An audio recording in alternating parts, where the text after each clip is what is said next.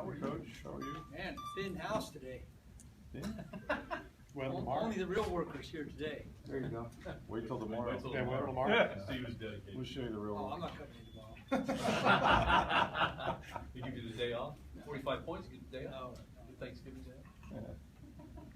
Hey, Dirk, I know you said it 100 times here. Okay, maybe 6. You were never worried about the offensive line. But where did that confidence come from? Just the fact that, I mean, it is what you got, and what are you going to do? You figure you'll be working into a good group, or did you think there was a lot of talent there already? Well, just a combination of things in that, you know, everybody in the NFL, very few teams have taken and invested all their money in their offensive line. So, you know, there's a lot of teams in the NFL that are playing, their superstars aren't on their offensive line. So if you just look around the league, I mean, and then you watch the tape from last year, they were put in a lot of situations last year. They had a lot of guys in and out. There was no continuity, injuries. This guy's hurt, that guy's hurt. You're plugging them in, and but when you just really watch the tape from the whole season, you can see if it just fit together. Now, of course, we added a couple rookies, and then we said we hit the jackpot on the 2 rookies. We also did pretty good on the 2 late free agent guys we signed. So, but I just think when you look at the tape from last year, there was a lot of other factors that made the line not look as good as they probably really were. So a long way to go for that. You just mentioned that, you know, last year they were moving guys in and out. Well, you've had that too. I mean, you changed centers, you changed right tackles from what you had expected to have.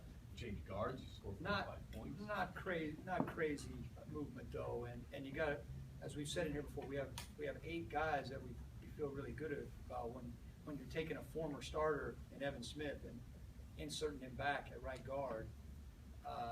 You know, that's not a huge change, and you know, part of it is who's the guy you're putting in, how much experience does he have, what kind of a communicator is he, what kind of experience does he have. So, I mean, we're really happy with how those guys are playing right now, and we have depth right now, knock on wood. I mean, that's a blessing.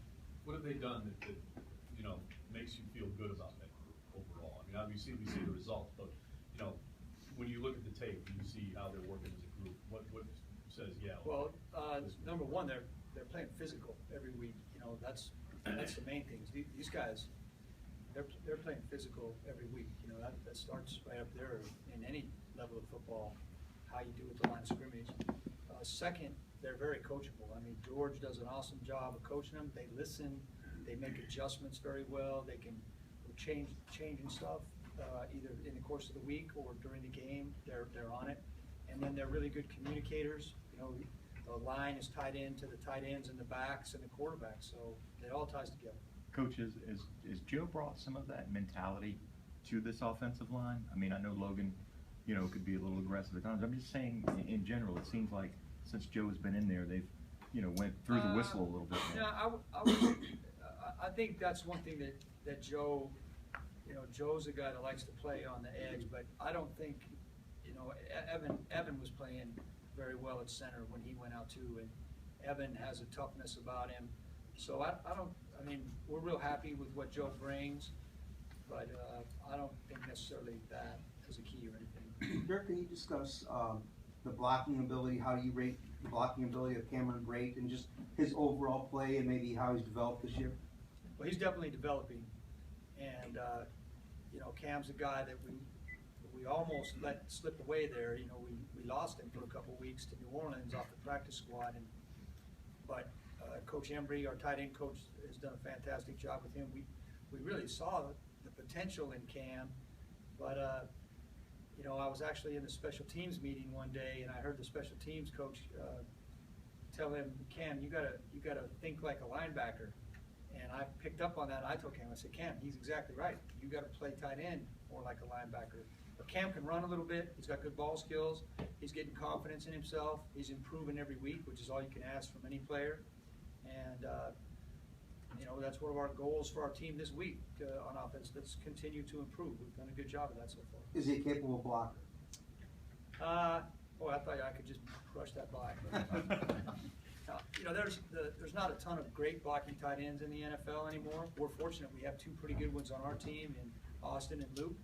And I just say Cam is improving as a blocker. We try to get him a few more plays each week where he's at the point of attack. He had two really good plays at the point of attack last week, but I would also say that's probably not his strength right now.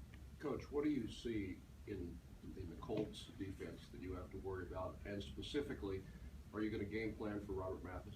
Absolutely, we're going to game plan Robert Mathis. Heck, when I was in Jacksonville and he was in his heyday in Indy, one of the best pass rushers I've ever seen, 124 and a half sacks, I think, in his career, 4 this year.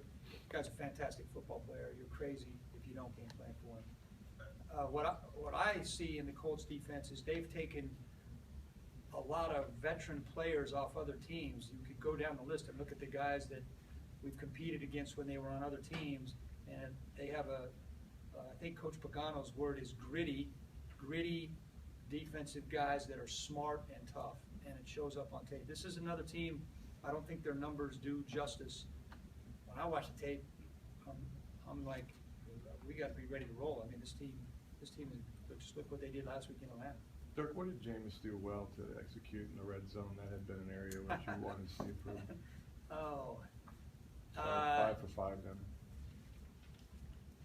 5 for 6 by the NFL stats, but okay. Sorry. I like look at the stats already. It's not perfect. So, you know, Jameis gave guys a chance to catch the ball. All right, so one of our things is give them a chance, give them a chance, give them a chance. Know where you're going, know what the coverage is, use your indicators, and then give your guys a chance. Like on the first fade route to Mike, it was pretty well covered, gave him a chance. On the one to Cam in the middle, very well covered, threw it in about the only place he could throw it, gave Cam, and we work on that one. The one to Chuck, Charles Sims, borderline dangerous, but he gave him a chance. Charles went up. We'd never seen that corner leak off like that. We thought the safety would go over the top. They switched it off with the corner, and the safety Chuck made a fantastic play. The one to Vince, a slant route, he threw it on time and he lasered it in there. But I'd say more than anything is he gave our guys a chance to make the play, and then they made it.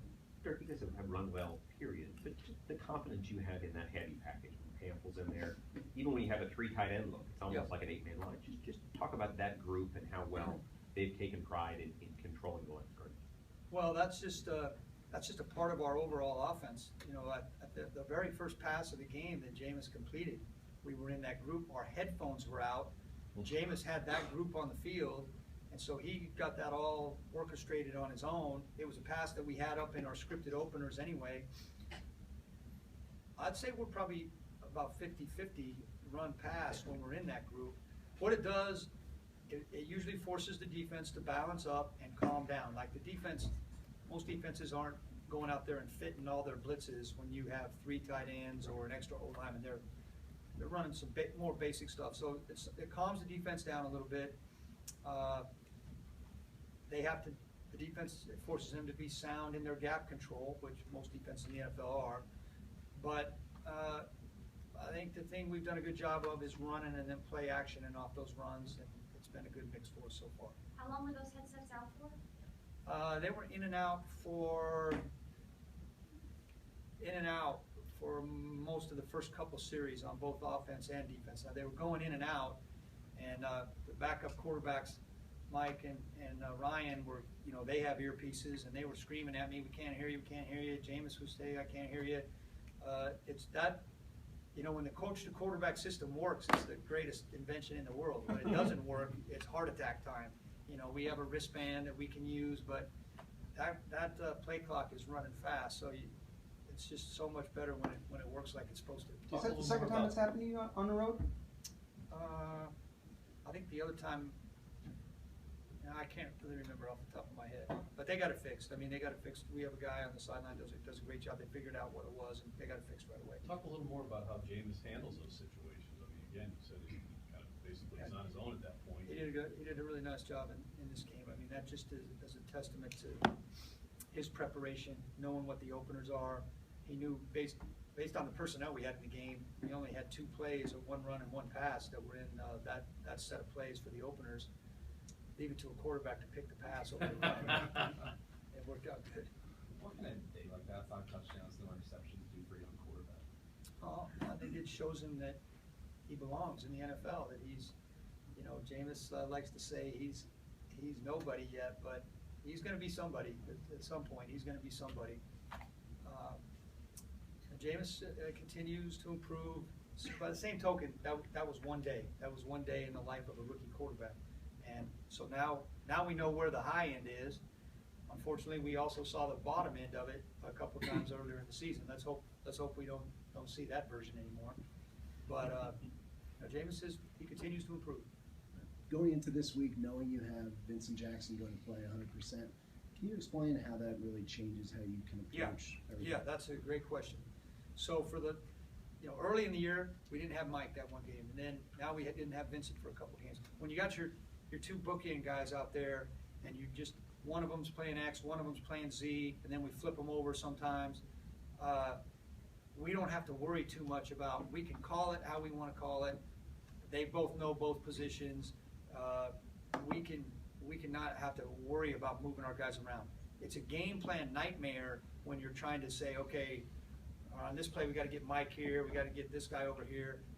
It's way easier on the game plan. It's way easier. Our huddle calls are less wordy. Everything has to have another tag, another word in it to move Mike over here, to move Vince over here. So we can run our base concepts and go clear back to when we started OTAs. And, like it or not, whether you're a pro or whether you're a sixth grader, repetition and hearing that stuff the same way over and over, I'm a huge believer in that. That goes back to, I worked for Bob Stoll, who worked for Don James, and that goes back to Don James. Repetition, let him hear it the same way every time. How does Take a Vincent's couple more presence, questions. even just on the sideline, how does that impact Mike? I mean, he's a young guy. He was even running the full route tree last year when he first got here. He's still learning a lot. Yeah, Mike is still learning. Vincent's one of our captains. Vincent, along with Logan, are our two captains on offense, and I think Vincent's just not only a steady influence on Mike, but on pretty much everybody on offense. It's just a good feeling seeing 83 out there, and knowing we have another playmaker on the field, and a guy that's he's proven he can do it over many years. So not only for Mike, but for Adam, for Dede, for Jameis, for Dirk, for everybody else. It's nice to have that guy out there. Dirk, I know you live week to week as a coach, but now that your team is 500 and very much everything is still in front of you as far as what you want to achieve as a team, how much more exciting is that for guys to go to work? How much more attention are they starting to feel that they could achieve something this year? Well, that's a question you need to ask when you go in the locker room. As you just started off, I mean, from a coach, it's week to week. I mean, last week was great. When you think back at the end, we get to the end of the season, we'll go back and go, man, that was a good day. But that day's over. All right, now it's Wednesday of Indy week. I think Coach Smith does an awesome job of letting the team know where we stand. He shows us where we are in the standings, lets us know that we're relevant, we're in it. I mean, we are. Is that more exciting? Sure it is. But we're just trying to get better and stay in our lane and keep doing things we do well. Okay, thank you.